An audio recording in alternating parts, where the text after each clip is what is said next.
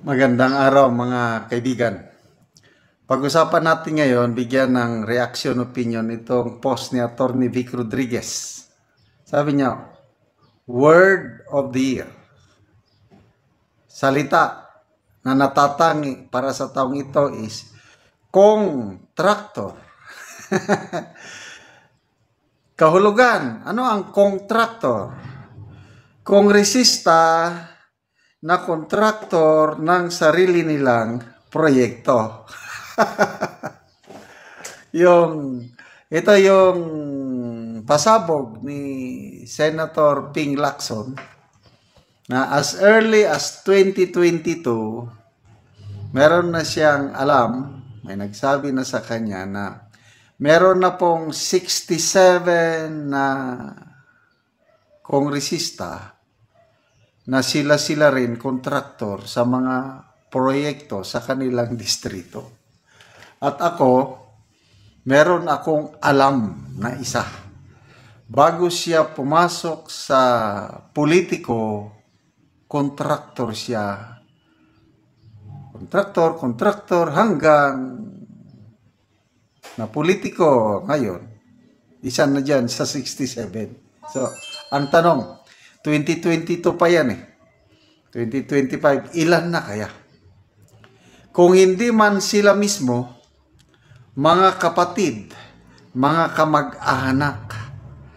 Kaya nga, yung anatomy of corruption na binulgar ni Mayor Benji Magalong,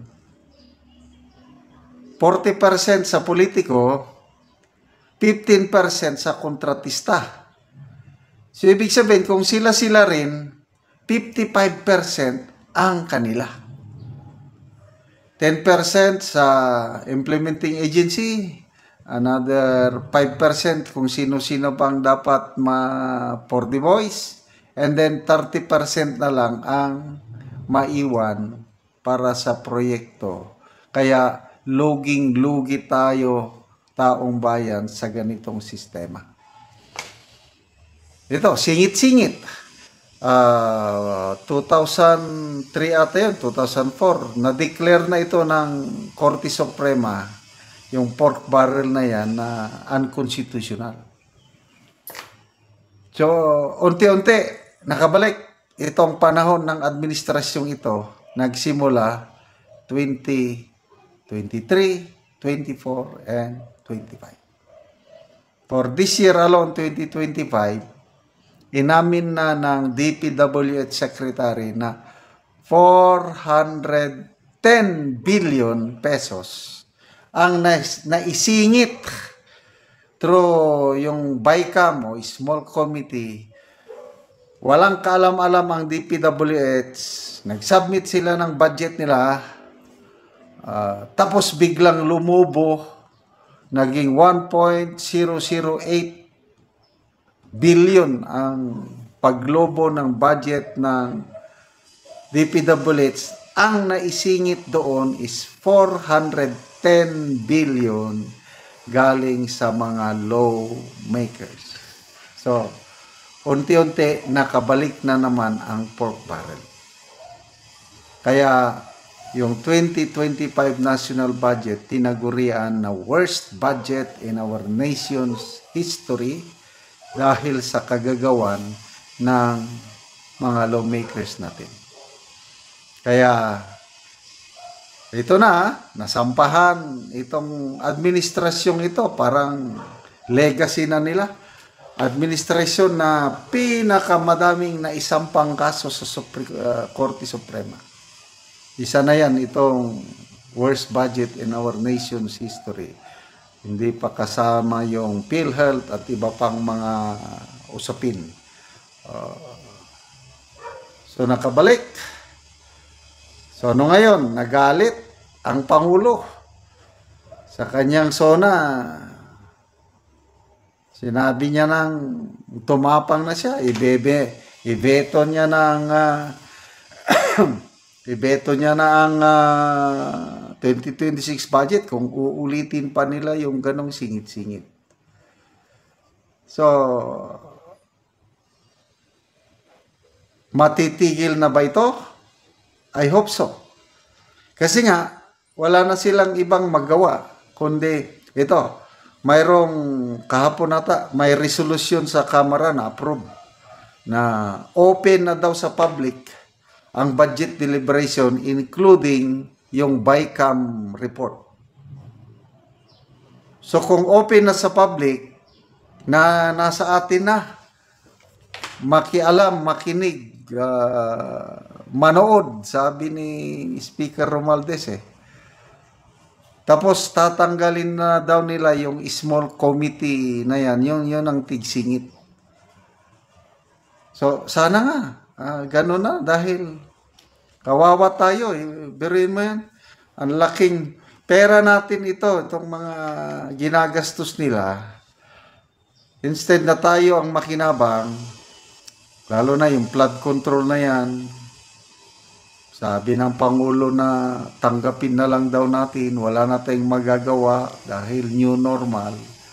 Hindi ako hindi ako sang-ayon, no? Kung may gusto, may paraan. Kung ayaw, maraming dahilan.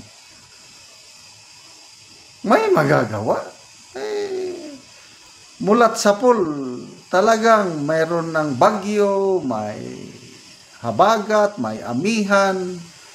Yan ang ating nature sa Pilipinas. Kaya lang, yung baha, hindi naman malimit magbaha. No?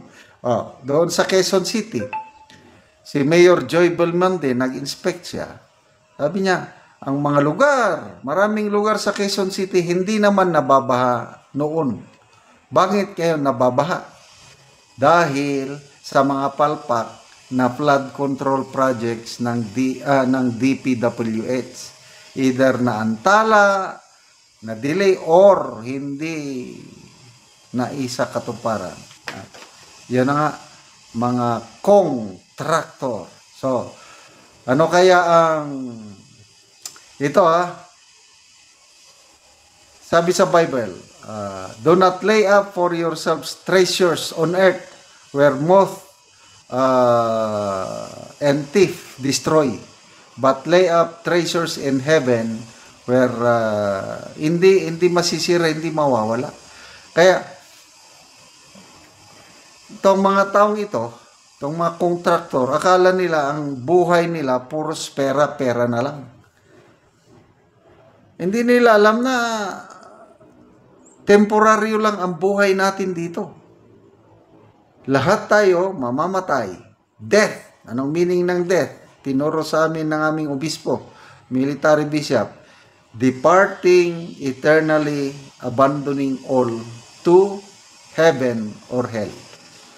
Pag namatay tayo, wala tayong madadala ni kusing at ang papunta ng natin, langit o impyerno. So, the root of all evil is the love of money. So itong mga contractor na ito, mahal na mahal nilang kanilang mga pera. Akala nila yun na lang ang buhay nila, but they are totally wrong. So, kailangan natin ng pera, kaya lang, huwag mong maging Diyos yung pera. Gamitin lang natin yung pera para sa ating kapakanan at sa pagtulong sa kapwa. So, contractor, sana last year na ito na magagamit, sana next year wala nang mga contractor. Okay, salamat mga kaibigan sa inyong pagsubaybay sa ating channel.